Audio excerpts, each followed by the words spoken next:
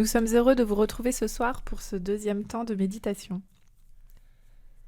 Nous continuons autour du thème de la rencontre. Hier, nous avons prié avec saint Paul. Nous avons lu que Jésus donne aussitôt un frère à Paul en la personne d'Ananie. Aujourd'hui, avec l'évangile du jour, nous pouvons continuer à méditer sur la rencontre fraternelle, la rencontre en Jésus, cette rencontre qui fait de nous l'Église. Écoutons l'Évangile. Évangile de Jésus-Christ selon saint Marc. En ce temps-là, comme Jésus aidait dans une maison, arrivent sa mère et ses frères. Restant au dehors, ils le font appeler.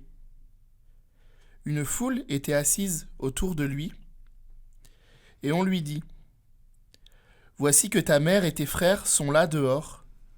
Ils te cherchent. » Mais il leur répond : « Qui est ma mère ? Qui sont mes frères ? » Et parcourant du regard ceux qui étaient assis en cercle autour de lui, il dit : « Voici ma mère et mes frères. Celui qui fait la volonté de Dieu, celui-là est pour moi un frère, une sœur, une mère. »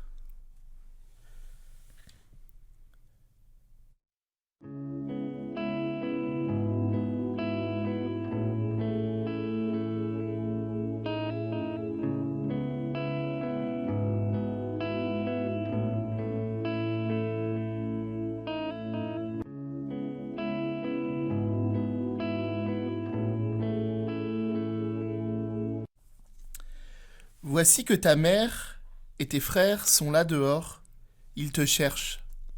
Nous savons bien qui est la mère de Jésus, et nous savons aussi qu'il n'a pas de frères au sens biologique du terme. Les frères dont il est question ici sont donc ses plus proches amis, ses disciples. Mais ce n'est pas la réponse que donne Jésus. Comme souvent, il nous surprend. Comme souvent, comme quand il a déjoué les pièges rhétoriques tendus par les pharisiens, il surprend ceux qui l'interpellent. Jésus profite d'une remarque anodine pour livrer une vérité toute simple, en apparence, mais à la portée immense. Voici ma mère et mes frères. Celui qui fait la volonté de Dieu, celui-là est pour moi un frère, une sœur, une mère. Chacun des hommes et des femmes présents ce jour-là sont donc des frères et des sœurs pour Jésus, s'ils font la volonté de Dieu. Celui qui fait la volonté de Dieu est frère de Jésus, comme les disciples. Mais juste avant, il est écrit qu'il les parcourt du regard, et parcourant du regard ceux qui étaient assis en cercle autour de lui. Fermez les yeux un instant, essayez de vous imaginer cette scène si vivante. Vous êtes il y a plus de 2000 ans, il fait chaud, vous êtes assis à même le sol dans une maison, et Jésus est là au milieu. Il parle depuis longtemps déjà, et comme tout le monde, vous êtes captivés. Soudain, on entend de l'agitation dehors. Vous ne voulez pas que Jésus arrête de parler. Vous entendez ceux qui l'interpellent au loin. « Voici que ta mère et tes frères sont là dehors, ils te cherchent. » Jésus arrête son discours, le silence s'installe et il parcourt l'assistance du regard. Il vous regarde, vous, et chacune des personnes présentes ce jour-là. Dans cette scène, moi je m'imagine Jésus non pas survoler la foule du regard, mais bien, en l'espace de quelques instants, regarder chacun et chacune des hommes et des femmes présents. Chacun se sent regardé et entend pour lui la réponse de Jésus. Les évangiles parle plusieurs fois de ce regard de Jésus. Un peu plus loin, dans Marc, au chapitre 10, il y a ce regard de Jésus sur le jeune homme riche. Et cette phrase magnifique. Jésus posa son regard sur lui et il l'aima. Me suis-je déjà senti regardée par Jésus? Est-ce que je le laisse poser son regard sur moi? Voici ma mère et mes frères, celui qui fait la volonté de Dieu, celui-là est pour moi un frère, une sœur, une mère. Pour nous, cette phrase résonne doublement. Elle nous interroge sur notre conduite. Est-ce que je cherche à faire la volonté de Dieu? Mais elle est aussi une invitation à être la sœur, le frère de Jésus. Moi, toi, avec nos faiblesses, nos défauts. Ces quelques lignes nous évoquent aussi l'évangile de Saint Jean, au pied de la croix. Jésus, voyant sa mère et se tenant près d'elle, le disciple qu'il aimait, dit à sa mère : « Femme, voici ton fils. » Puis il dit au disciple : « Voici ta mère. » Dès cette heure-là, le disciple l'accueillit chez lui. À ce moment, alors que tout semble perdu, Jésus réaffirme que nous sommes frères et sœurs en lui. Sa mère reçoit un fils, son ami le plus proche, et le disciple aimé reçoit une mère. C'est une communauté qui renaît déjà après la trahison de Judas et le reniement de Pierre. Voici donc notre famille.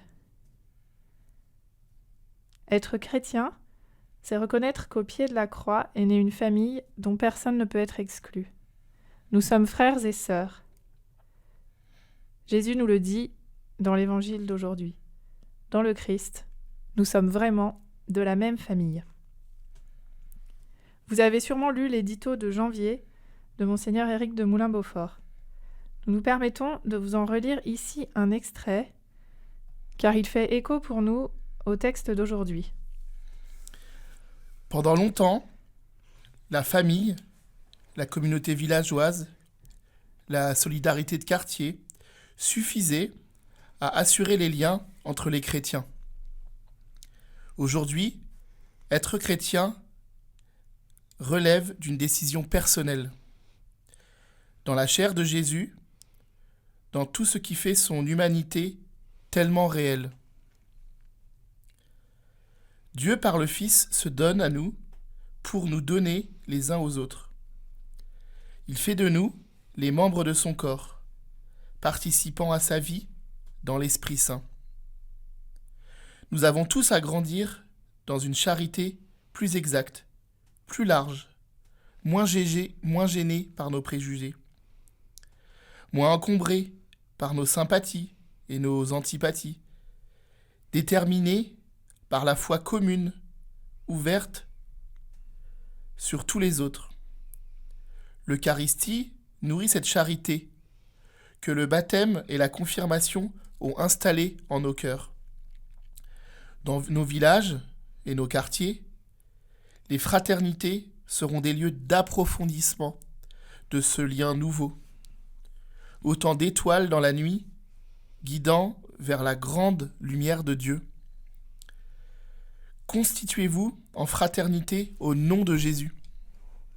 Proposez à 2, 3 ou 5 autour de vous de s'y mettre. Vous verrez, vous connaîtrez la joie. Nous avons la chance de vivre cette fraternité avec 5 autres personnes de notre espace missionnaire.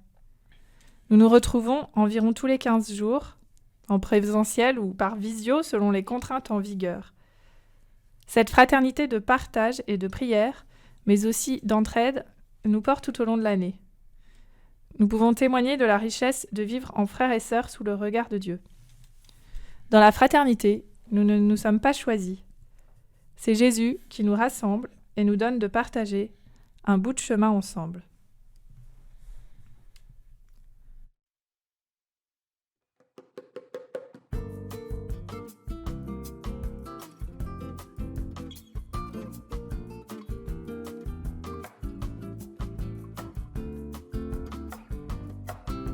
Je ne suis pas sans les autres, je ne suis rien sans tes mains.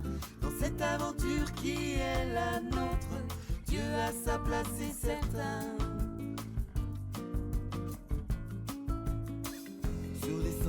de mes doutes. J'hésite, je suis incertain. Une rencontre sur ma route. Dieu est là, il me soutient.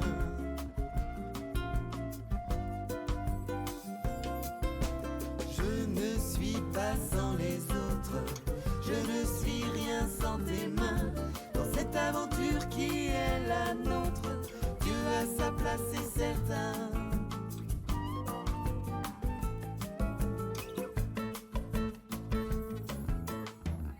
On avance dans la vie, l'équipe nous mène plus loin. Je réussis le pari d'accompagner mon prochain.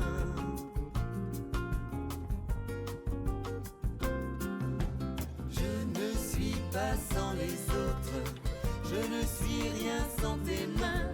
Dans cette aventure qui est la nôtre, Dieu a sa place, c'est certain.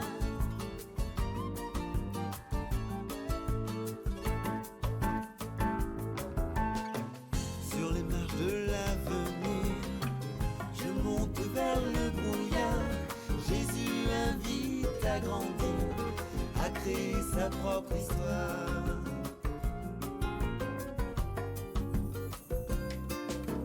Je ne suis pas sans les autres, je ne suis rien sans tes mains. Dans cette aventure qui est la nôtre, Dieu a sa place, c'est certain.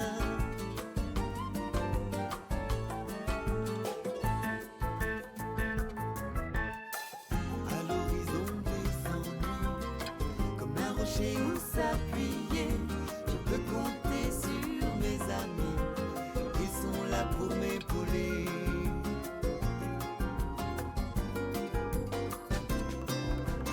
Je ne suis pas sans les autres, je ne suis rien sans tes mains. Dans cette aventure qui est la nôtre, Dieu a sa place, c'est certain. Je ne suis pas sans les autres, je ne suis rien sans tes mains. Dans cette aventure qui est la nôtre, Dieu a sa place, c'est certain.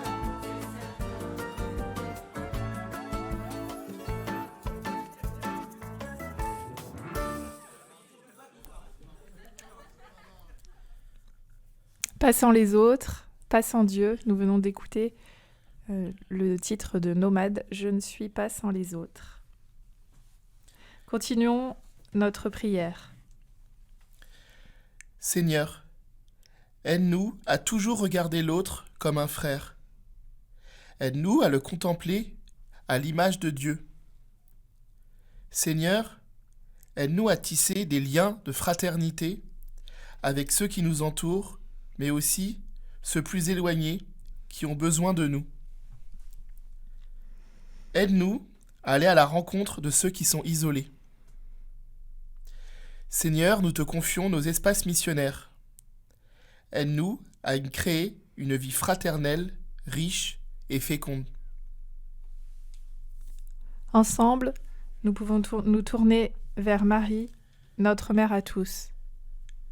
Je vous salue Marie, pleine de grâce. Le Seigneur est avec vous. Vous êtes bénie entre toutes les femmes, et Jésus, le fruit de vos entrailles, est béni. Sainte Marie, Mère de Dieu, priez pour nous pauvres pécheurs, maintenant et à l'heure de notre mort. Amen.